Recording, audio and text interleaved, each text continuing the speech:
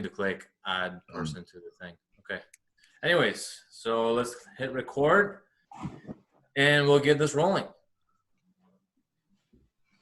Alrighty. So for everyone that's joined, welcome. And this Dane, can you hear us? I don't know if you can. Dane? He's moving his eyes. We got no Dane. No, I can't hear him. But anyways, in this session, like we said, we're going to be going over difficulties that we're going through this time in the world. Most of us on here either are running an agency or trying to start an agency, maybe freelancers. And the biggest question that most of us probably having is, how do you get that client? How do you make sure nobody cancels? And how do you keep your agency running through this tough time? So let's just go one by one with your experience based on your niche that you're working with and see what kind of knowledge we can gather from each other. So I think, James, if you don't mind going first, and then we'll see, we'll go one by one. Yeah, sure. Well, thanks for putting this on, Dan. Cool initiative. I guess I'm in a little bit of a different position than most here. Like our agency is mostly gone at this point. Instead, we have a software product used by agencies. So I speak to a lot of agency owners. We do have I've got a Zapier kind of agency. I'm more of a freelancer there because I'm the only one that does all the work. But it's interestingly that has picked up, like the amount of people that are asking for automation and process related things has just jumped massively. And I think that's really cool to see because since this started, I've been this is just the perfect opportunity to work on your business. If work slowed down, you've got all this other time to use into doing all that crap that you never normally do. That's what I see the opportunity in this is working on some things that take a long time to see the benefit. So things like content, SEO. Thanks, Georgia. Georgia's helping us out with content. Any of this stuff that takes a while to see payback. So we are doubling down on SEO right now because it's just the SEO companies that I know are a lot of people are pulling the pin on them, and I'm nope, I'm gonna be one of their few clients that keep giving them money because that stuff isn't even going to see benefit for 6 months. Same as automation, working on processes. Today's Thursday here, so that's my process and automation day. So I'm going to spend all of today just tweaking processes and automation because it's I don't know. It's just because I've got this extra time, so why not use it on, I don't know, stuff that is going to benefit the business in the long run. And I guess the unique perspective here is talking to lots of different agency owners. I've seen a mixed bag. Hey, some people I speak to don't even want to mention how well they're doing because they don't want to put that out there while everyone else is struggling. But there's this mix from people that have got no work, depending on their industry. If they serve travel or events, they're kind of in trouble. But a lot of people are pivoting. A lot of people have got to add new things and improve their digital presence. So for some agencies are going great. I don't want to talk for too much longer. So that's kind of my. Totally fine. You got time. What I wanted to ask you is, what would be one of the difficult times you came across so far? What was that? Sorry. What would be one of the difficult times that you've experienced so far, since this COVID hit us all?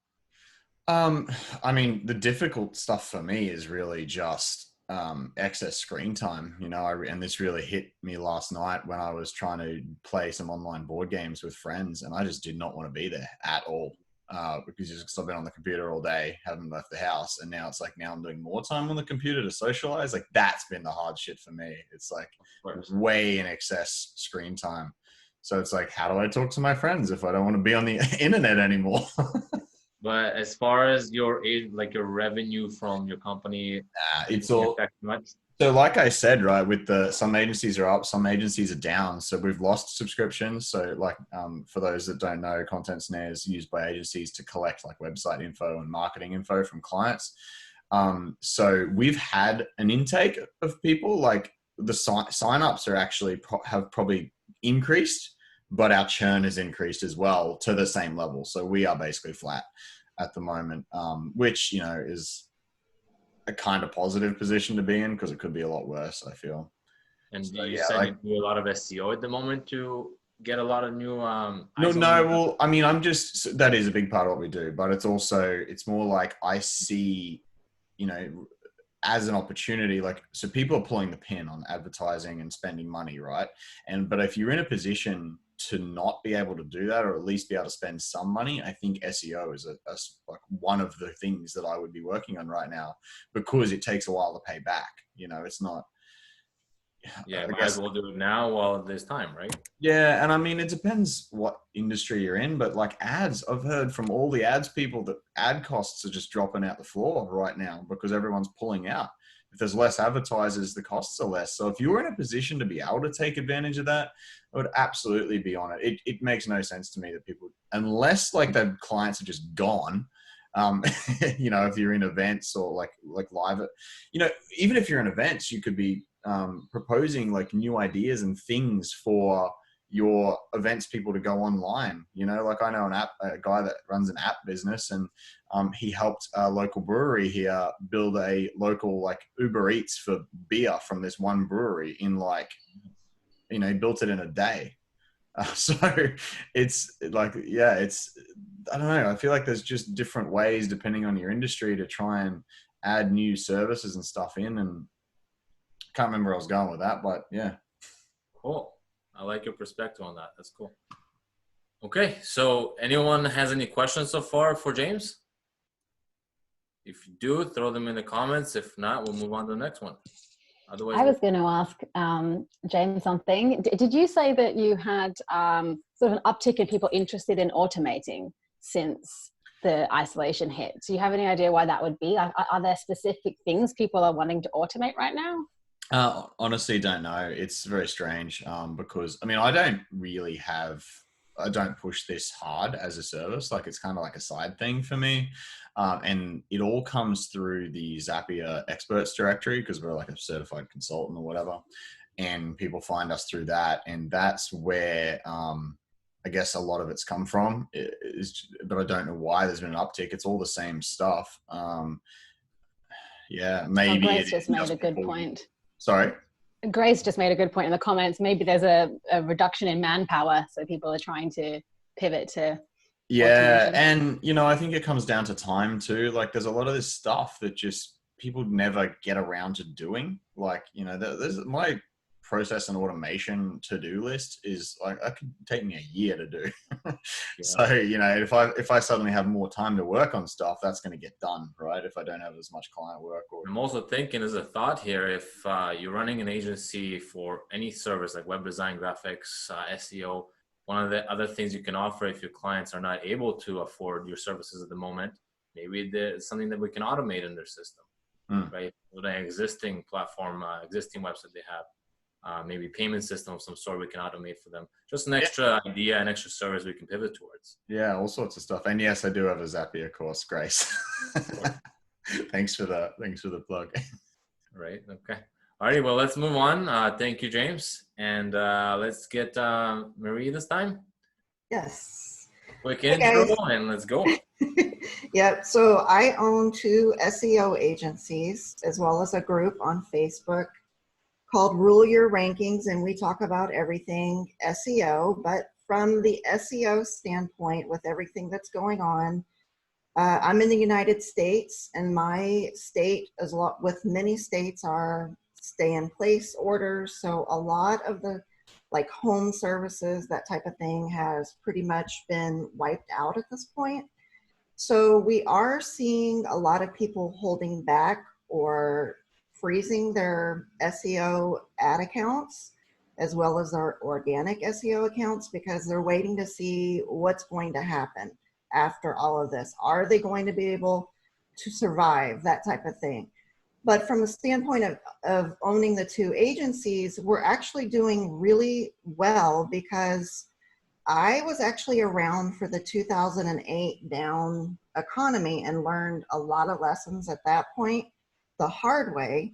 So what we were able to do is bring in multiple streams of clients. So you always want multiple streams of income coming into the agency, but I also wanted multiple streams of clients in different niches. And the reason for that is because with what we're seeing now, entire industries right now are getting wiped. I know SEO agencies that, let's say, would only offer to SEO for restaurants, and they absolutely are bottoming out right now. So they either have to pivot, like James said, you have to pivot and completely start adding new services, or do something like I did, which was add in multiple streams of clients so that while one industry, or maybe multiple industries in this case, are down, we actually have other industries that are doing really well, and they're doubling and tripling down in this type of market.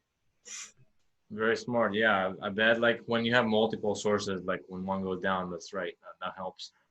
What happens with the clients that drop off from SEO?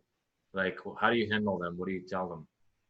Well, some of them were longtime customers. I've known them for 8, 9 or longer years. And so we talked about what's going on. There's a lot of education that needs to happen now. So we need to talk to them about what is the best path for them. What does SEO look like for them? Even like James mentioned, organic SEO takes a long time to kick in. So whatever they're doing now is for their future. Now, if their industry completely bottomed out, and I do have a few clients that happened to, we're doing a bare minimum like SEO package for them, and we're waiting for them to resurface whenever everything turns around. So we're kind of extending a bridge so that we're not completely dropping them, but we're understanding that they have no income coming in. Okay. Okay. Do you guys have any questions on that topic for SEO? I have one quick question. What was the logic behind having 2 separate SEO agencies? Just curious how you structure that. It was actually by accident. So my first agency was my own, and then my second agency was born many years later with a partner of mine. And the second agency takes on more international clients, and a kind of just a little bit of a different feel. My Texas agency just takes on local clients that, we meet here in Texas, maybe a few states over, but the second agency is more international, services multiple different countries, and was actually launched with a partner. So it kind of happened by accident. Okay. Do you see a benefit of having 2 different agencies like that? You haven't considered combining them at some point? I do. So the benefits for me is it's different streams of income. So it's different types of clients that I bring in with one agency, different types of clients that I bring in with the second agency, and it's completely different audiences for me. So where one agency might not be doing as well, the other agency is doing better than what it was. So it's just another way to diversify streams coming in. So if I could take one takeaway that I personally got from this is having some sort of maybe another agency, so to speak, where you offer similar, maybe different services in case one goes down, the other one still survives. Is that right? That, or you can just have one agency, because even just one agency is pretty hard to grow. Of course. But having multiple streams of different types of clients and different niches was key for my survival. We have clients in, let's say, the personal loan industry that are tripling down right now, whereas tree services are pulling back. Of course, yeah. Makes sense. Alrighty. Any other questions? Cool. I think everyone is clear on the SEO topic. Dane, how you doing? Good, man. Can you hear me? Yeah, we can. So for those of you that don't know, I actually met Dane on Instagram. I know most of you guys from Facebook or personal life. Dane is killing it on Instagram with his graphics. I think I've first talked to you maybe 3-4 months ago when you had 2,000 followers, and Yeah. then now he has close to 60,000. Yeah, So, it's been a wild ride. yeah, very interesting to watch. But we'd love to hear your thoughts and opinions on what's going on. Yeah, man, it's crazy. So my agency is pretty new. I've only been running this for about 6 months, and for the past 5 months, it's just been me. But in the last month and a half, I've brought together a team of about 9 different contractors that do different things, because we're expanding and building different systems. And it's kind of weird because in the mix of this, I had about 30 clients of my own doing content creation.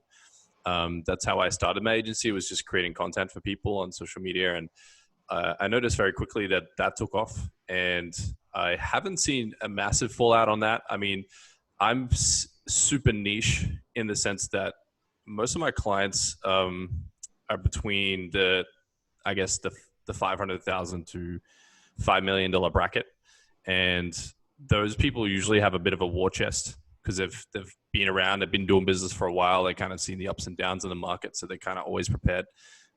So I'm lucky in the sense that not too many of those have disappeared. The only ones that have dropped off were in New York, and they were in the real estate market, which is, as you guys know, New York is pretty much on shutdown. So they haven't, I guess, ended their contracts. They've just said, hey, can we pause everything? So I'm grateful in that sense that I'm sitting in a position where I haven't seen a dramatic fallout, but I can imagine people that are doing small to medium sized businesses probably would have seen one. And what I have noticed is a bit of fear, though. People are nervous to spend money. They're not as easy to part ways with it. And given the fact that we're not sure when this is going to end. So I think looking at the marketplace as a total, from my perspective, it's probably going to be a bit rough for the next 6 months. But in saying that, I think if you make the effort to get in touch with all your clients and just empathize with them, and even just offer like additional value or something. I rang every single one of my clients and I dropped all their rates down by about 20%, to be like, hey, look, I know things are tough right now. I just want to make things as easy as possible. And for the next 3 months and the foreseeable future, let's just drop all your rates. So I did that as a good gesture. And I think people appreciated that. So that's something that I learned from other marketing agencies, is they offered something similar. But yeah, so I noticed that people are probably, I guess, the people that have built quite a large business. I think that they're the type of people that are going to invest more right now, while they have more free time to sink into those additional projects. People are doing additional things. So like my agency offers ebooks, we do websites, we do logo design, brand design, we do strategy. So we've noticed that we're getting more strategy sales. So we've had a drop off of content inquiries, but we've had an increase in strategy. We've had an increase in websites. We've had an increase in those projects, I think, businesses tend to put on the shelf. So, I mean, for those of you guys that are in agencies right now, the way I pivoted was I just started looking at what would someone want to do in their downtime for their business. And that seems to be something that people, at least in my position, taking advantage of right now. Yeah. Very cool. So in other words, you're saying you pivoted your agency to start offering the other services. Or is that something you offered all the time, like websites and branding? Well, it was something I was growing into anyways. Okay. I guess the scary thing for me was taking on board all these contractors and all these different services that we started up. So I've actually noticed an increase in my revenue because I've just brought out a new range of products and services that we offer. And we've had people take them immediately. So even though I've had a few content clients drop off, I've had websites come on, I've had ebook clients come on, I've had people go, let's do a brand design, or let's do a logo, or let's start a marketing campaign. And so again, I think people in agencies, I think if you start looking in the marketplace and you look for people that are well-established, I would start talking to well-established businesses, because they're the ones that are seemingly pivoting into investing right now. Whereas the mom and pop businesses are the ones that are a bit more, I guess, running on their financial plan week to week. So if your clients are working on a paycheck week to week, it's going to be really tough right now, with 2 billion people being out of jobs. But if you look at it as, okay, cool, who can work from home and who would be willing to invest right now? I think people in the real estate industry, for sure, like if they're mortgage brokers, if they're people that are selling digital services, there's a lot of freelancers and a lot of designers out there and a lot of programmers and a lot of, I guess, other agencies. I mean, we work in with other agencies, so I imagine a bunch of you guys probably have relationships with other agencies. So I think people that have the ability to expand digital right now would probably be the hot pocket for clients. So that's just where I'm just focusing on that for my clientele personally. Okay, very cool. You guys have any questions for Dean? So just to touch on a couple things. Yes, I wanted to point out a few things. So I know I watch your Instagram all the time. You post quite a bit of content, carousel style, and I see a lot of people loving that. And is that where you would say a lot of your clients come from, or is it one source? Yeah, so definitely Instagram. Instagram is a great platform to, I guess, connect and build a community. So a lot of my fans are designers. A lot of my fans are other people that run agencies. So Instagram for me right now that's where at least I would say 80% of my leads come from. The rest would be through referrals. So a lot of my business contacts will refer someone else to me. They're like, "Hey, this guy did a great job. You should go chat to him." I guess it makes sense. They're sitting at home. They have nothing better to do. They go on Instagram. They're business owners. Like you said, realtors, for example, sitting at home, they can't sell homes. They see your stuff and they start thinking, what can we do with our business in the moment? Reach out to you, right? That makes sense. Yeah, so people are looking at what can I do in this free time. But that's where we're doing additional projects and things like that. So yeah, I'm excited. I mean, I've been putting tremendous amounts of effort into helping people psychologically over the last 10 years. I've done a lot of sales performance jobs, and I've developed and produced a lot of high-end sales teams. And to be able to be in sales as long as I have, you start to get an understanding of psychology, and people are a lot more fearful right now. So people are making a lot more emotional decisions as opposed to being logical about things. And I think if you tap into people's problems and you can diagnose their problems and help them a lot more, then that's great. So for any of you guys that are looking at social media and going, I should expand on social media right now, absolutely. One thing is there's a lot more noise on social right now. So just be aware that hashtags aren't as effective. You're probably not going to grow your page as effectively. Like all of the people I know that were growing by 300 to 400, maybe 500-600 followers a day have dropped by about half. And that's because, there's a ton more noise. Everyone's at home. Everyone's posting. There's a lot more going on. But in saying that, I wouldn't hold back right now. I would be looking at ways to produce content daily, especially while you are at home, to try and get that momentum. And I teach all my students. So I have many students and agencies that pay me, and we've gotten multiple people to 10,000 followers on Instagram inside of 80 to 90 days. And that just comes down to consistent stories, consistent posting every day, consistent engagement. So if anyone's trying to, I guess, get momentum on social media, it's about being extremely disciplined over a couple months. And I think right now is the best time to do that. That answers Matt's question. He asked, how did you grow those followers so quickly? Organic, paid, or influencers, collab? So I think that was just answering that. Yeah. So to answer that, I guess, and expand on that a little bit, I never paid for ads. I just posted every single day. And not only did I just post content, and then I didn't get off the platform. I stayed and I talked to people and I answered questions and I talked in the comment section. I don't know if you guys know who Kerwin Ray is, but he's pretty well known here in Australia for being an influencer and a social media, I guess, guru, if you will. And he was explaining that social media, it's the sales lead of 2020, if you will, is a conversation. And the more conversations you can have, the more clients you're going to sell. And he said that social media is a platform to create conversations. And I think a lot of times people, when they try to grow their social, they try to promote their company, or they try to promote what they do. And he was saying that you want your account not to look like an ad, but you want your account to look like a wealth of knowledge where they can come back and they can draw from the well. You can teach them something every single day.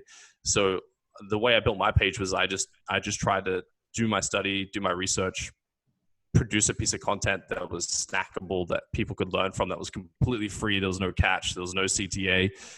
The only CTA I had for so long was just have a conversation with me. That was it. And I built my entire business and my entire agency to be over 6 figures in within 5 months, just from having conversations on Instagram. So for anyone that says that Instagram's dead or it's too late, it's not true. I mean, I only started this 6 months ago. Okay, now let me ask you a question that's trendy right now. Are you on TikTok? Yep. Yeah, I got plans on TikTok over the next fortnight. I've only got one video on there so far, and it's about toilet paper. But yeah, there's more to come. Hey, I have a question. Go ahead. Yeah. Yeah, I also hate TikTok. I tried it yesterday, and I'm just like, I lasted 5 minutes. I'm like, this is. I saw your story downloading it. That was pretty funny. Yeah, it lasted 5 minutes. Didn't even create an account. I'm so out of touch, man. I feel like I'm old as shit. Anyway, dude, I was just having a look at your Instagram while you were talking, and it looks impressive, so that's cool. But the thing that made me just go like, how did he do this? Is like, how did you come up with all this? Like, these are great ideas for content consistently every day. Like, that's pretty intense. Like, where did these ideas for what to write about come from? Yeah, man. I on average, I try to read a whole book a week, and if I can't, I'll listen to audio tapes. But yeah, man, I'm a bit of a psychopath when it comes to learning. I'm a serial learner, if you will. I mean, as far back as I can remember, I'm always digesting content. So like for me, it comes naturally because I've been doing it for 10 years. I've been reading sales books and psychology books and marketing and branding and you name it. So, you know, I've just constantly fed myself for 10 years. And that just comes from a sales background, from sales management. You always have to, it's a muscle that I guess it's like going to the gym. It's developing that muscle. So for me, you know, my background is in sales management and sales performance and things like that. So I would always try to get the sales team excited every morning with new concepts and new ideas. And you know, so forever I was putting it, it was almost like I was creating content for sales performance meetings. It's just verbal, or I would draw on a whiteboard, or I would share a video or something like that. So it came naturally. And I just, yeah, sometimes I get stuck and I'll literally just open a book and I'll just start reading and then bang, like I got ideas to throw at people. But amidst that, I have plenty of courses that I've done, plenty of e-courses that I'm still a part of. I think, yeah, if you want to be, I guess, in a position where you can constantly give new knowledge, it's just about putting yourself through the ringer, man, and learning as much as you can, as often as you can. So, and yeah, and I guess that the unique position I'm in is as I'm building an agency, so I'm learning new things every day. I'm hiring people, and we're developing new products, and I'll find problems that I'm like, how do I solve this? And then when I figure out how to solve it, I'm like, this would be a cool piece of content. You know, let me go illustrate this and put it out. Nice. So between reading a book a week and doing a post a day, do you do anything else? I don't know how you. It takes a long time to make. I mean, I create a few here and there. They take me a solid day. Yeah. Yeah. I mean, my posts, they take about, I mean, when I first started 6 months ago, it would take me 4 hours to make a post. You know, which was hardcore, man, because I was working a retail job at that time. So I would be driving for 2 hours a day. I'd be at the gym 2 hours a day, and then I'd be working 8 hours, and then I'd come home and spend 3 hours on my content. And my girlfriend's like, "You gonna spend time with me?" You know, so like it was a challenge, but then money started coming in. So I just kind of look at it as like, it's my page, even though it's free content, is a massive lead generator. Like if you just think about my Instagram page, it's a giant ad. Even though I'm not asking for much, I think because I'm just giving so much, people will inbox me. I get sometimes 200, 250 DMs a day. I'll reply to every single one of them as best I can. And through that, you know, I'll find clients. People will ask, like, you get a lot of silly questions. Yeah, no doubt. But even if you entertain those people, they will share your stuff. They will tell other people about you. So I hear people complain that run agencies like, oh man, I'm sick of these stupid DMs. I'm like, dude, just look after them, cultivate them, make friends, and they'll continue to be fans, and they'll tell other people about you. So yeah, I think having social media is, I believe is essential in running an agency right now. It's almost like a business card for your agency, if you think of it that way. Yeah, nice. I can see we really like this topic. This is good. Yeah. Any other questions, guys? Because we can. I feel like we can talk about social media, running an agency, and getting leads for it for the rest of this set. Yeah, so I think Matt here asked, he stopped doing social media because it takes too long. I mean, here's the thing. I mean, if you can make money elsewhere, pay someone to do it. I mean, I charge, for 12 of my posts, I charge 2,000 US, which is high end. But I mean, there's kids out there doing what I do for $20. You know what I mean? So you could spend $100 a week, have 5 posts similar to mine. You could come up with your own ideas. You know what I mean? So like, if you don't have time, find someone else who can do it for you. I think I just a personal believer in like the time thing is like, if you say you don't have time for something, it's really, I don't prioritize as much, because here's the thing. If you were able to develop $100,000 worth of leads in 5 months with Instagram, you'd be creating content too, man. You know, so it's just he was actually saying it's his clients, by the way. He wasn't talking about his own social media. He was saying his clients don't understand how much time goes into it. But my bad. Yeah, they don't. They want completely done for you for a pretty low price, and yeah, I explain to them that, you know, I don't understand their industry as well as them, and what they need to put into it, even if it's just half an hour a day, they're always too busy or whatever. And it's, I don't know, I think you need to find, if you're going to use it as a service, you need to find people that are really kind of going to be dedicated to it.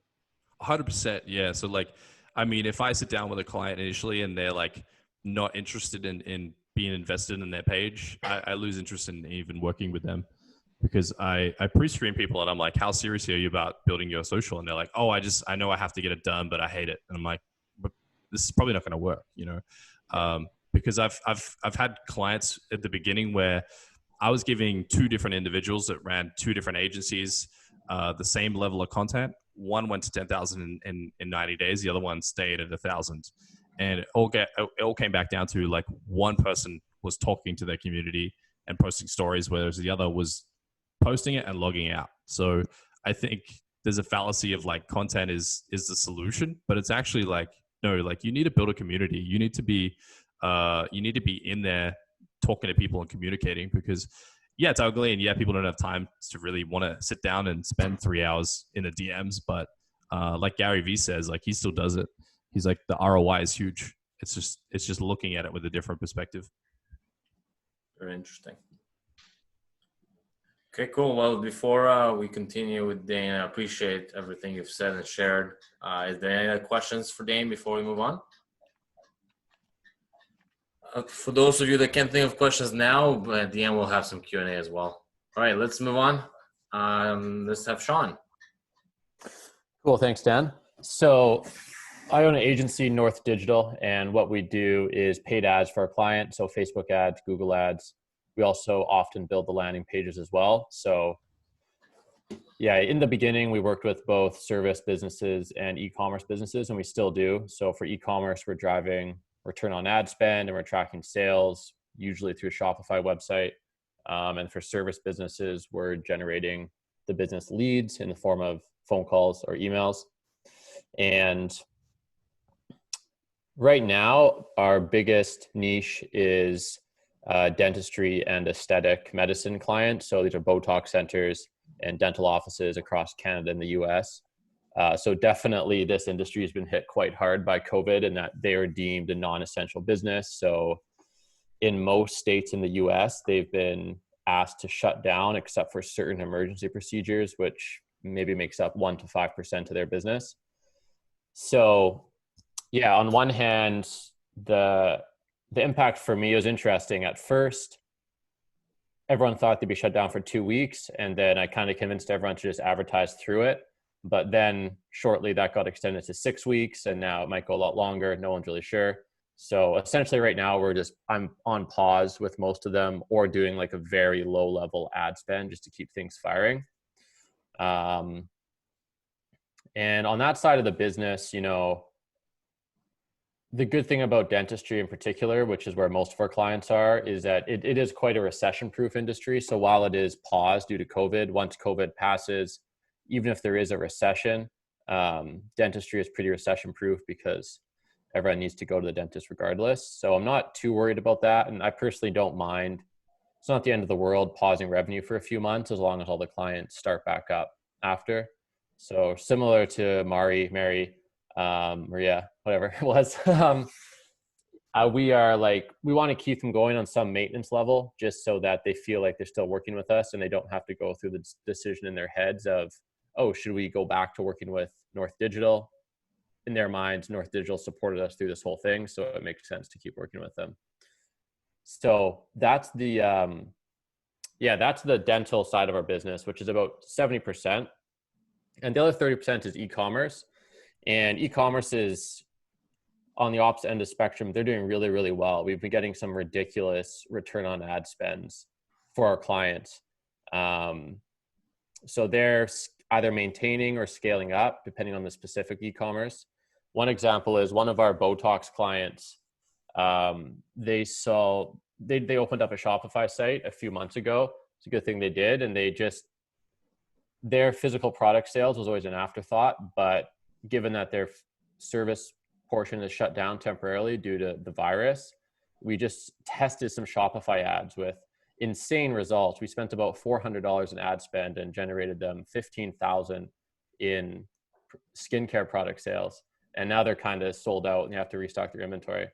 But was that your suggestion to go online like that, or was that something they were thinking of? They were thinking of it.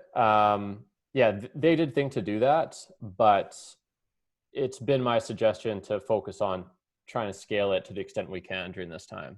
Okay, so what measures have you taken as far as adapting to the situation with the 70% of your leads kind of slowing down? That probably put a big hit on your agency if that's the case. Yeah, I mean, revenue is down a little bit because they're on pause. So I think, two things. First of all is supporting them to the extent we can over this period, which might mean even just running $10 a day in Facebook ads, just so that something is happening and they're still getting some traffic. And second of all is working with them and making sure that when things go back to normal, we're going to do a big marketing push, because especially in the dentistry industry, there's going to be a lot of pent up demand. So when things do go back to normal, the dentists that the first ones to start advertising again, full blast, are going to win in a big way, I think. Awesome. Cool. Do you guys have any questions related to Facebook ads or ads in general? Paid ads? Guys? Yeah, I got a question. How do you find retargeting ads versus just running standard ads? Yeah, that's a good question. So retargeting ads are always part of our campaign. The way we usually structure it for service businesses is we'll use Google Ads to get the cold traffic, and then we constantly retarget that traffic about 60 days after they hit the landing page. So retargeting almost always has a good return on investment. So it's always part of our campaign. Yeah. Okay. Brilliant. And when running Facebook ads, do you find that there's a dramatic difference between running ads on that platform versus Instagram or LinkedIn? Like, would you say that money's better spent elsewhere right now, or would you say Facebook's still hot? Yeah. So Facebook, first of all, Facebook owns Instagram. So with Facebook ads, just showing those ads on Instagram, just a click of a button. So the way we set it up is we always do Facebook and Instagram, and then we let the Facebook algorithm choose between. And Facebook ads are amazing. Like during COVID, Facebook ads are amazing for selling to consumers pent up at home, because all the people that are stuck at home are scrolling through their Facebook and through their Instagram. So those are two huge platforms right now with a ton of eyeballs on them. So you get more impressions, cost you less because there's not many competitors. Like I believe James said that. And overall, the ads are performing better. Yeah, it depends on what you're selling. If you're selling something that can be shipped to someone's door and provides a level of comfort, entertainment, somehow makes their experience being stuck at home more enjoyable, then those are going to have an insane return on investment right now. Cool. And compared to, I actually don't do a lot of LinkedIn ads. I don't have a ton of experience there. I've heard it's a bit of a clunky platform, but if you get the targeting right for B2B, it can work well. So I actually did the LinkedIn ads. I can speak a little bit on that. Cool. I wouldn't say I'm an expert at all in that area, but what I have done, especially when COVID hit hard and we went on lockdown here in Canada, I posted an ad on LinkedIn targeting the messages to owners of specific niche that I wanted. I made sure to target only CEOs and owners and presidents because I didn't want just assistants looking at the ads. And what it does, it will actually send a direct message to them, sponsored message, but it will still be something that hopefully out of 100 people that get the message, one of them turns into a client. My whole ad for the month is covered. That's the outlook I had on it. I did get so far one solo lead out of it, so I'm pretty happy with it. But I haven't seen so far more results, so I'm collecting more data as we speak. Cool. Yeah, Okay. LinkedIn's on my list. One last thing I'll say with retargeting. Retargeting has worked really well for my agency as well. My leads come in one through social media, Instagram and YouTube, then through word of mouth. But when people hit my website, they're going to be retargeted for 2 to 3 months after, and that really helps with the conversions. Awesome. Cool, man. Thank you. All right. Any other questions for ads related? Otherwise, we have the save the best for last, the content writer. Hi. Here you are. Hey, yeah, so I want to talk about content marketing because that's one of the main things I do in my agency or my business, but it's also what I've just kind of been leaning into lately to try to keep my business afloat and keep leads coming in, because obviously with businesses being in isolation and their customers being in isolation, like some of the speakers mentioned earlier, people are kind of scared to spend money and they're wanting to DIY more. So I found that content marketing at the moment is really powerful to try to communicate around those topics and to help alleviate people's fears and show them what we can and can't do for them, I suppose, in this time. So to the points made earlier, a lot of businesses are pivoting, us included, to extra services, like we're saying, hey, why don't you focus on SEO right now? Or why don't you build out your content library or whatever it is?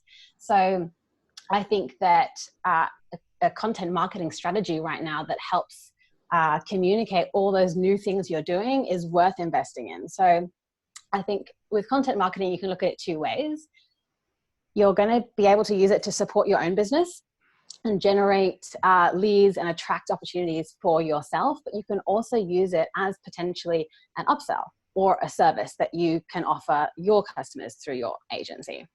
So that depends on whether or not you're interested in brainstorming content, and if you have the marketing mindset and you're good at writing, maybe you have other people on your team who are, but it's definitely something that like Dane set me up perfectly with everything he was saying about Instagram and how giving value and being there and starting conversations is how we generate sales in this day and age.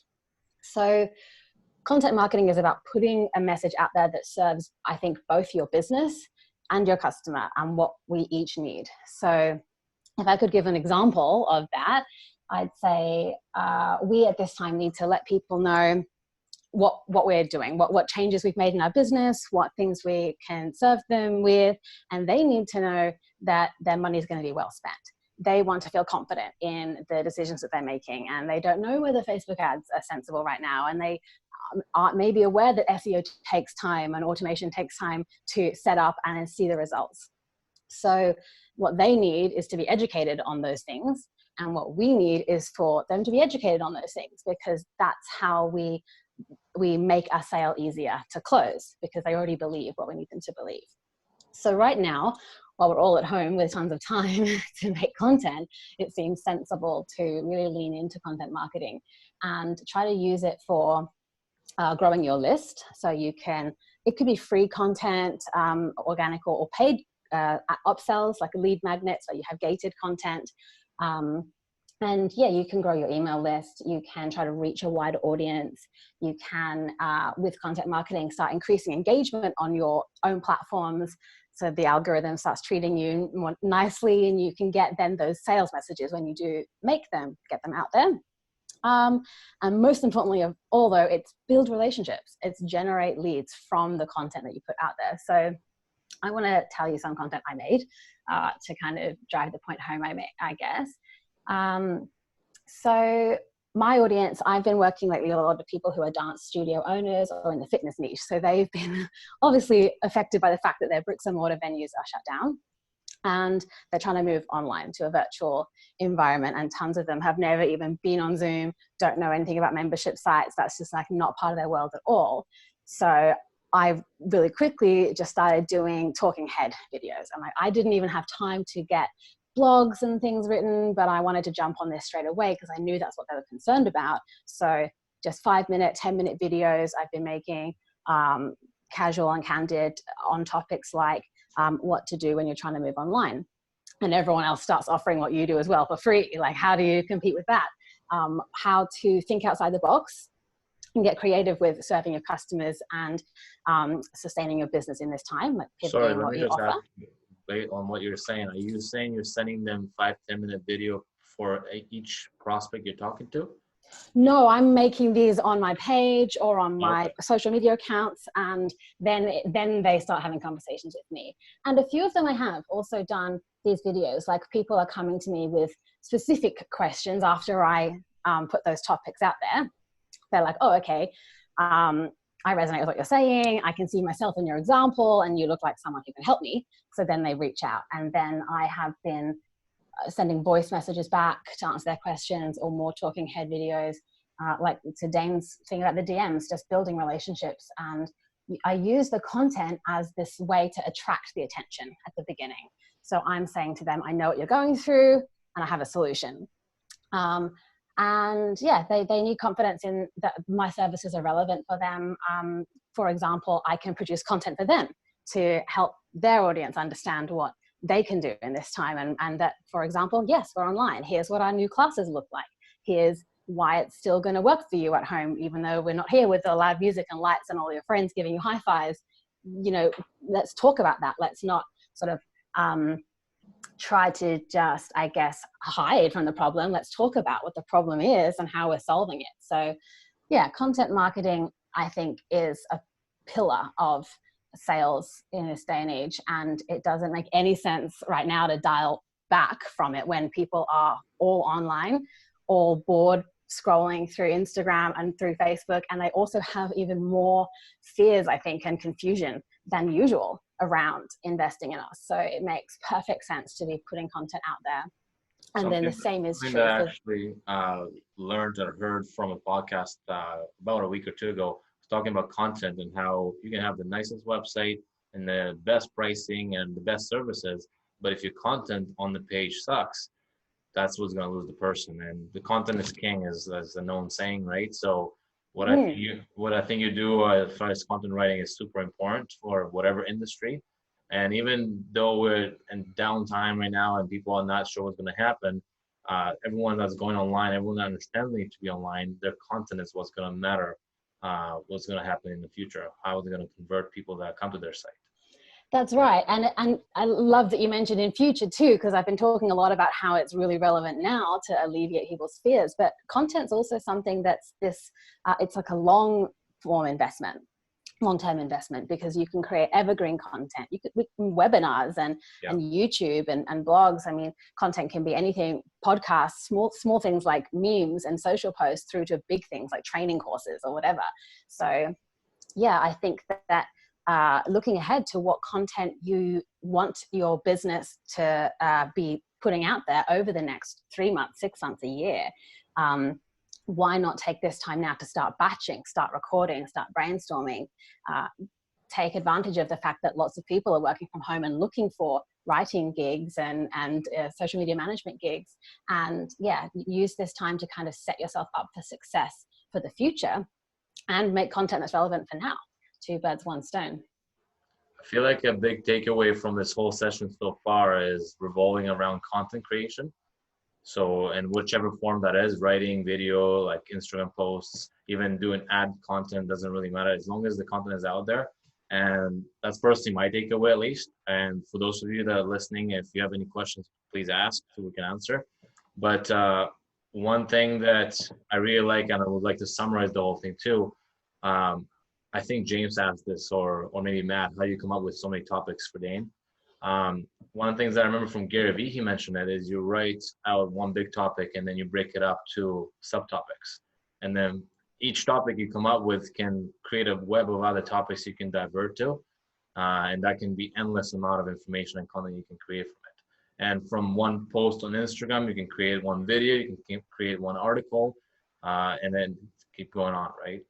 Absolutely. I love the content marketing machine. It's so beautiful when you see it working because, yeah, the topics are, I love starting with something that's like, what does my audience or my potential customer need to understand or believe in order to do business with me? So it might be something like, websites are a good way to get leads. If they need to believe that, how can we explain that to them? Well, we can talk about 10 different ways to get leads. We can talk about like best examples of websites with lead gen or something. So we can start coming up with topic ideas, and then they can break into smaller ones and smaller ones, like you said. And then you can take, like, out of a blog you've written, some key quotes, turn them into graphics, put the graphic up with a link to the blog to read more. Do a podcast, bring some people on and talk about the same topic. And it can just, you can almost get to this point where it's like an Inception thing when you end up writing a blog about the podcast, which was inspired by the social media thing in the first place. And all of it just keeps on feeding into each other. And I love that feedback cycle because you start to see what your audience wants to know more about. And it actually helps, I feel like, even dictate your services and what problems and solutions you're offering, because you see what people are talking about and asking you about and being confused with. Like, it works so much better than just trying to rely on your services page and a couple of blogs on your website. Like, when you're there talking with them and you get that feedback cycle and you can constantly feed that back into the next round of content, then that's how you kind of move into being this authority, someone that people respect. They can tell that you have talent and skills and connections, and they trust that giving their money to you. And that's true of us, and it's true of our customers. So we need to do that same, that whole same method. We have to replicate if we're doing marketing for someone, for them and their customers. Yeah. So I just want to drop an idea that I've had before, and that's for those of you that are not good at writing or not content writers naturally, or don't have people on a team yet. If you're good at making videos and you're recording yourself and talking about a topic, you can get someone to transcribe it into an article. So hire someone like, I believe Dane said that, cheap, $20. They'll take that, transcribe it, and then you can hire a professional if you need to, or ask somebody that knows how to write to actually fix it all up with grammar and make it sound better. And then you can post that content on so many different platforms, right? Yeah, exactly. Okay, so let's just summarize everything here. If anyone has questions, let's ask them now, and then we'll bring this session to an end. Anyone from the audience that wants to ask anything interesting? Or everyone Doesn't even have to be interesting. You can ask whatever you like. Okay, everyone is pretty happy. No questions? This has definitely got my brain going pretty hardcore. Like, for a moment there, I was like, I have to be on Instagram. And then I've like, no, Ned, like, and it made me think a little bit about like focus as well. Like, there is so many different ways you can like skin this cat, right? Like, I like doing video, you know, and I'm like, oh, but I'm not heavy on Instagram. And I'm like, I don't like, for me, right? Like, video makes sense, and I can keep like creating my YouTube channel, and like, because then I can repurpose a lot of that into like audio formats and blog posts as well.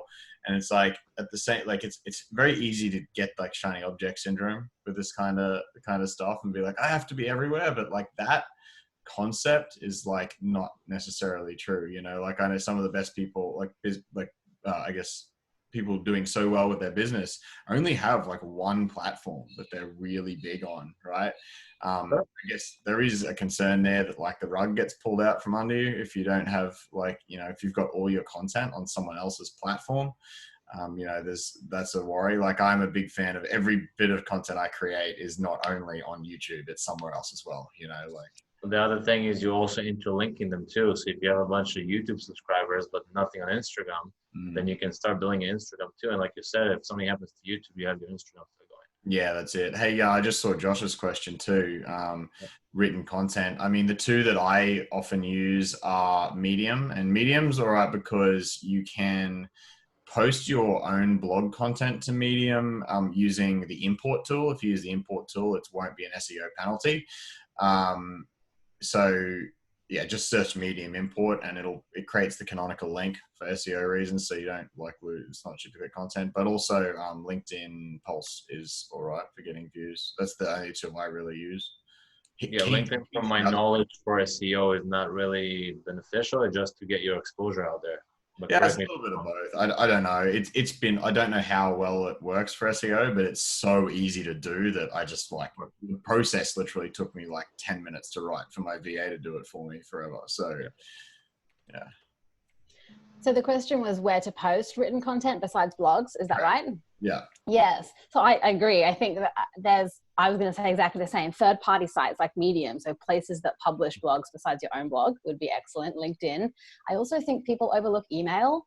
So all your written content can go into your email marketing campaigns, your nurture campaigns. You might be able to use it in even sales pages and landing pages. You could be a guest post for someone else. Would you be using the same article copy over and over again, or would you change it up so that you don't get penalized by using the same content everywhere?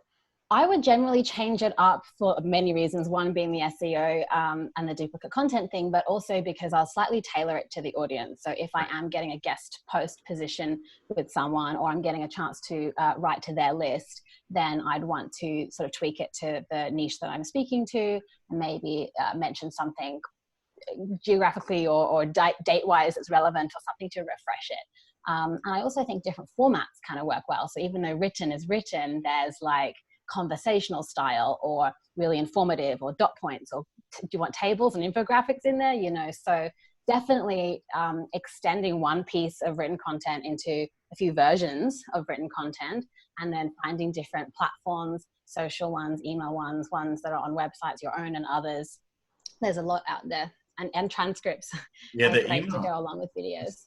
Email is a really good point. I completely forgot. I have a weekly newsletter, and sometimes I write a decent sized preamble to it. And like that is because it's going out on email, it's not indexed anywhere. So I can reuse that on like my personal blog as content. And that's like, because it's discussion kind of content, I think like that would actually be perfect to turn them into like Dane's carousel style, like posts on Instagram like that. And that's got me thinking about that a little bit more.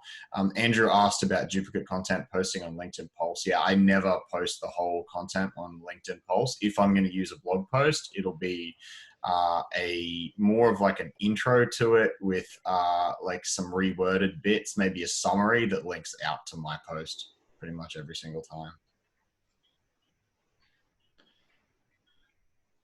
Yeah, I have a quick question about duplicate content. So I've been talking to different SEO experts recently, and some are saying that duplicate content is not really an issue anymore with Google, and they don't care if it's duplicated out. And other people say it's best practice not to have duplicate content. In my SEO work for clients, it never really comes up because there's not really any duplicate content. But I always wonder for myself, what are your guys, some of the people that know more about SEO than me, really technical details? Where is Google at with duplicate content on things like Medium versus your website versus LinkedIn? I think Marie can answer. He's the expert. It really kind of depends, and you'll get, like you said, many different answers to the same question. And so it's kind of a sore subject between everybody, but like duplicate content really isn't too much of a thing or a problem the way that we used to think that it was. But for clients, you want to remain consistent and not really post the same thing over on multiple platforms because of the other reason, which is these are all different audiences. So you would speak and talk to all of the different audiences differently. And then you always want to make sure you give yourself credit back to your main site or where you've posted it first. And then other than that, there are no duplicate content issues. So it's kind of a How is Google at the moment for indexing, right? Like one of the problems used to be that like if you have the same post in multiple places, like, and like you might end up with the LinkedIn version of your article ranking above your own. Yeah, where is it? So that can always happen, and it just depends on what you put behind it. I mean, because the platforms have a lot more power than a typical small client's website, you can post an article and rank it, and it would rank above yours if you wanted it to, but you got to put a little bit behind it to get it to do that. So some people will rank the same article multiple times, just trying to, you know, take more of the positions. So you can rank all of it or none of it or some of it. So there really isn't an issue. So you will see sometimes that Google will give preference to one over the other, and maybe you'll see one or two pop up, and then Google will hold back a few of the other platforms. But that's only more recently that we started seeing more of that behavior. Awesome. Thanks, Marie. That does clarify it a lot. And like you said before too, that if you properly credit back, let's say the LinkedIn version back to your website, it might not really matter that much if the LinkedIn one comes up first, because it still ultimately leads them back to you. Right, right. So we're always just crediting wherever we have it. And then also within local, you can have the same website in Houston, San Antonio, Austin, all with the same words, all within that city, and it's all duplicate content, but you're only competing within each of the different cities. So you can have the exact same website, throw it up in all the different cities, and all of it does really well. So whenever you're talking about duplicate content, it can, you know, it comes on many different levels. And I think that's why everyone gives so many different answers to that. Got it. Thank you. That's great. Okay, we'll do last question here, and then we'll wrap up. Joseph is asking, anyone using chatbots? I do use a chatbot for one of my landing pages. Sort of. You do, and how's that going? Yeah, so far so good. I offer coaching to help people start agencies from 0 to 6 figures, and on that landing page, where most of the traffic comes from YouTube and a little bit Instagram. It's just, yeah, the Facebook chatbot works fairly well. I've gotten a few sales from it. It's just another way for people to get in touch with you that's slightly easier for them than calling or emailing, especially because most of those coaching clients are in their 20s. So Facebook is second nature to them. So they send me a message, they get like 1 or 2 automated replies, and I just jump in manually and book a call. I guess I'll answer that too. There's no right or wrong answer, of course. Like, it's up to your preference. For me personally, I don't like to use chatbots, specifically for my web design firm, because I believe that if the client is serious, if they want my business, they'll reach out professionally, which will be either by email or call me and we'll discuss. Chatbot means they're not really serious. They're just shopping around. They want quick answers.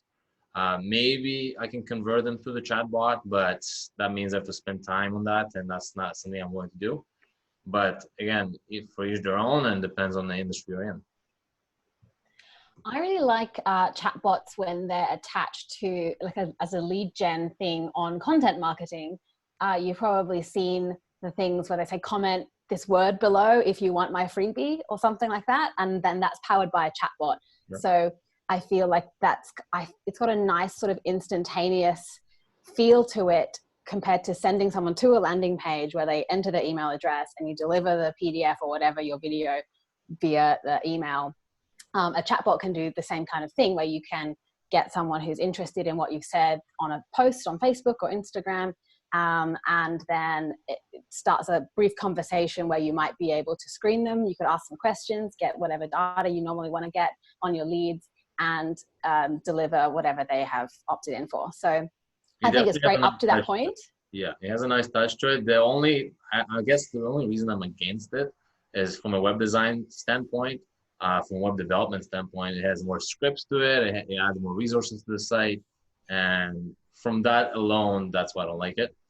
And I think your point is great with your audience, right? So the kind of people that you're going to work with are more likely to email you, whereas the people that I might set chatbots up for my clients, their audience is perhaps a younger audience who is just on social and isn't going to email if their life depended on it. So, you know, that's where the differences come in. All right. I hope that answered Joseph's question. But okay, if anyone has anything else to add before we wrap up. I mean, the only thing I could think of, and this was just when you were talking, Georgia, about a couple different things. I think here's the thing, like with everything that's going on right now, everyone's forced to innovate. And with the whole planet being forced to innovate, it actually is going to speed up our industry. So even if people here right now have taken a loss, when the market comes back, there's going to be probably twice as much demand for these types of services than there was when we went into this crisis. So I've been looking at a lot of statistics. I've been reading a lot of analytics and a lot of different things. And you've probably all heard Gary Vee talking about how there's a landslide of money going from old mediums into new mediums. So the point he's getting at is basically like I pulled up statistics, and in the US right now, I think there's something like $800 billion gets spent annually on TV ads, junk mail, radio commercials, and billboards. And he was saying that essentially that money that's getting spent there after this crisis is all going digital. So there was a trajectory that this was the last year that TV has hit its peak, and it's all downhill from here. So standardized TV is like the money that's getting spent on ads is literally going to be like this. It's just going to be landsliding into digital. So I think for any of you guys that are struggling right now, or anyone out there that's looking at starting an agency, or anyone that's thinking about building or expanding a business in this space, it's going to explode. Like give it 24 months. And there is going to be billions and billions of more dollars spent in this space than that was before. So if you're looking at running ads, run ads now before everyone's doing it. If you're looking at expanding on social, do it now before everyone's doing it, because this space is only going to get a whole lot noisier. And I just think that if anyone hesitates or waits to build their social or waits to expand to digital, I think now is like a pretty good gap to get in ahead of the curve. Before over the next 24 months that everyone's going to be doing it. So I think there's a lot for us to be excited for. I'm personally extremely excited to expand my agency right now while a lot of other people are contracting. And it just comes back down to like pivot, change your audience, find services that they want. We just launched our video e-course. It's in pre-sales right now. And we've got almost 40 students in a week on that. And I don't think that service would have performed this well had people not been stuck at home. So I think people want to learn from home. People want to up their skills right now. People are going to come out of this season wanting to learn rapidly, wanting to change their entire life. Like if I was a family right now and I had a 9-to-5 job, I'd be shitting my pants because I would be coming back into an employment and I'd be like, man, I can't rely on this. What happens if there's a second wave of this thing? Like, my family's not safe. So I feel like people are just going to be aggressively pursuing a different lifestyle after this ends, and people realize that they have to do that online somehow. That's a great point. Yeah.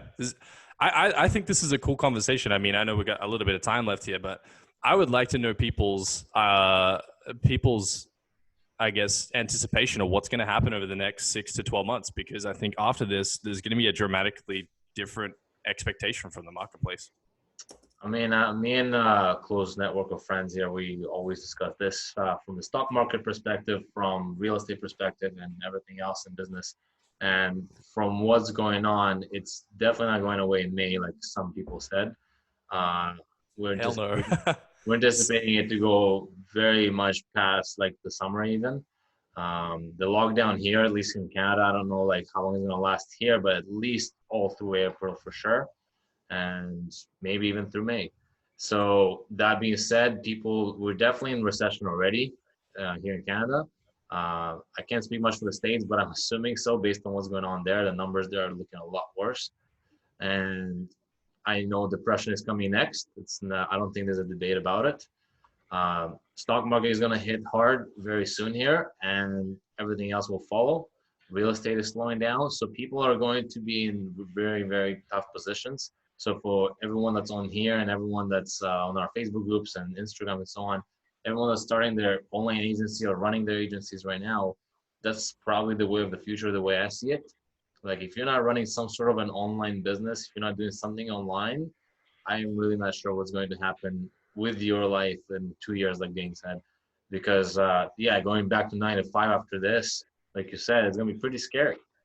So I can't even imagine people like not considering like what type of online business to open up, and it doesn't matter what industry it's in. I have friends, close friends, message me, what kind of recession-proof business can I start? Yeah. And I wish I could answer that with a flick of fingers like that, but for everyone has to have a passion and an interest. And for some people that like Instagram, they go hard on Instagram and hope that it's going to work for them, right? Some succeed, some don't. It can be for paid ads. I believe it's a little bit of a more difficult industry for people that don't have money to start with, right? So to find the client and to advertise yourself, that might take some time, right? But that being said, if you position yourself correctly, that's possible too. Mm. So as long as people, like in my opinion, as long as people are taking the action now and trying to adapt to the situation, that's when it's going to actually help and work for them. Yeah, and something else to add to this, and this is interesting, and I don't know if you guys have masterclass, but if you do, check out Howard Schultz. He's got a pretty epic masterclass. The guy that started Starbucks, but on this point, he talked about how the reason he sees Starbucks succeeding as aggressively as it did there's been a ton of financial crisis while Starbucks has been around, and they've been through a couple of them. And he basically said that the way that his company has survived is they self-cannibalize constantly, meaning that rather than waiting for their competition or the marketplace to change, they're looking at how can we innovate now. So yeah, I think what's happened is the whole planet's been shaken because they've been forced to innovate. Whereas I think as entrepreneurs and you guys that are running agencies, I think the lesson here is we should always be innovating. I think if we're always looking at our business and going, okay, we got to keep the core of our business, but how can we innovate everything else? How can we make everything else better? How can we innovate? How can we push it? How can we drive it? And I think that's the lesson for me is like coming out of this, I just feel like every month I'm just going to try and innovate somehow because who knows when something like this could happen again. And yeah, it just comes back down to adaptability, I guess, being flexible and being able to change. And the last thing I noticed is that you're probably going to see big companies that do have in-house agency type capacity. They're probably going to drop those, they're going to be having to cut costs and they're probably going to outsource that stuff. So I feel like agencies are going to have even more opportunity because people are going to be doing less in-house agency related work. And just one thing I just thought of too, I want to add as an example. Part of our job here, aside from doing the service we do, is also to maybe even suggest things too. And for example, there's a cycling club here. Like, you go to a place, a club, and you all cycle together for an hour, a crazy disco and all that. So that business obviously had to shut down. They can't have everyone in the same room. So they did something really, really smart. And myself, if I could think of that idea for them as a business owner for a website they can create, they pretty much allow people to go online and rent the bike to be in the same house, go on a Zoom session while the coach on the other side of the screen is having a big rave party in his house, and they're all bicycle like on that thing together through the whole hour. That's so good. That's all done through Zoom. That's all done from the house, and they're still making money by renting out the bikes on a subscription base. So that's one way that you can think creatively outside the box, offer that restaurant, that club, or the fitness club, whatever, an idea, and then move them online, and now you have a service to offer. I love some of the ideas coming out of this, man. I saw a wine tasting the other day where they delivered a wine package and everyone got on Zoom together and they went through all the tasting notes and stuff like that. And I was like, that's that is dope, man. Super cool. That's so rad, yeah, and dude. now wine business can develop into wine courses. It can develop like into so many different things. And we as the agencies that offer online services like that can create their website, can create their content, can do their ads, right? So much you can do from that. Exactly. It's like there's suddenly this whole world of extra business owners, and even like in corporate and sort of areas that were maybe very set in their ways before, no remote work, and we don't advertise online on socials, whatever, small playing field. All that's really on its head now, and people are seeing that, hey, Zoom does work, and online virtual meetings are fun and realistic and feasible as part of our business model. And I think it's great for people like us who are in a position to now take the lead and help those people who suddenly are actually opening their eyes and believing that it's relevant to them. We perhaps used to have a smaller pool of people who are already savvy to the possibilities online and are entrepreneurs and more experimental. But now everyone's forced to look in our direction and see what they might be able to do. And we're the ones who can be like, okay, let me show you. Let me do it for you. We went from being like the back burner, like we'll hire them later, to like the main thing they need right now, right? Yeah. Exactly. Here's a cool perspective, right? So like you guys have probably heard this line where you try to pitch to someone, they're like, oh, I run my business through word of mouth. Man, word of mouth is dead and gone. I feel like after this, that excuse is not even going to come up anymore. I mean, if people say I rely on word of mouth, I'm like, cool, man, what are you going to do in a crisis? Word of mouth, you know what I mean? So like, I think— How do you spread that word over Zoom? Yeah, you know what I mean? Like word of mouth over Zoom, like 1-to-1. But yeah, I mean, I explain this to people now. Like, I mean, when people used to say that to me, they're like, oh, I rely on word of mouth. I'm like, cool, man. But like, why would you want to have a fishing rod when you could build a fishing trawler? I mean, if you could catch one fish and you just kind of stuck with whatever fish that was, cool. Or if you could have a lead generation that does everything for you, and then you just pick the best fish. Like, which would you prefer? Like, would you prefer to pick marlin every time, or would you prefer to get like a sand grouper? And then they're like, oh, okay. But like, I think that's dead and gone now. I think people realize that, okay, like I can't rely on word of mouth at all. Like, I have to go digital. And I just think that what we're doing with Victory Front is we're just completely changing our branding communication right now to be based and built towards what are you going to do now? Like that's our new kind of like slogan. It's like, yeah, the crisis is hit. What are you going to do about it? Champions choose victory. Like that's our little thing that we're attacking the market with. And I just think that do some research on this company right now. This company is murdering it right now here in Australia. It's called King Kong. It's called King Kong Agency. Look that dude up. Like right now, he is basically using this whole crisis to like double his revenue, because all his marketing is built towards what are you going to do now? Like if you're waiting right now, you're screwed. He's like, you've got 3 months of lifeblood left in your war chest.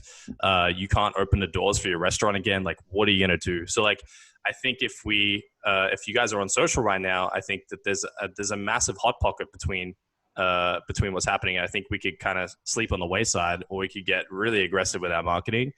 And I've just watched it happen for this guy, and he's killing it. He's the 3rd fastest growing company here in Australia in the digital space. And he's using this in his advantage, and it's working great. Cool. Well, we posted that company. Andrew helped. Thank you. Awesome. So, guys, I'm sure we all have to go back to work. I want to thank you guys all for joining. I'm going to post some stories on Instagram. I'll tag you all in it. And I believe James is recording. So, however you want to share it with email or whatever, I'll figure it out with you. Otherwise, guys, thank you so much for joining. I appreciate you guys all. And if there's anything you want to add, please do now. Otherwise, we'll end this now. So thank you. Yeah, this was a really great idea. I had a good time and learned a lot from everybody else too. Yeah, Great. Bye, guys. Yeah, I'll see you guys all in the Awesome group. session, everyone. Thanks, Dan. Take care, guys. See you guys. Thank you so much. Bye-bye.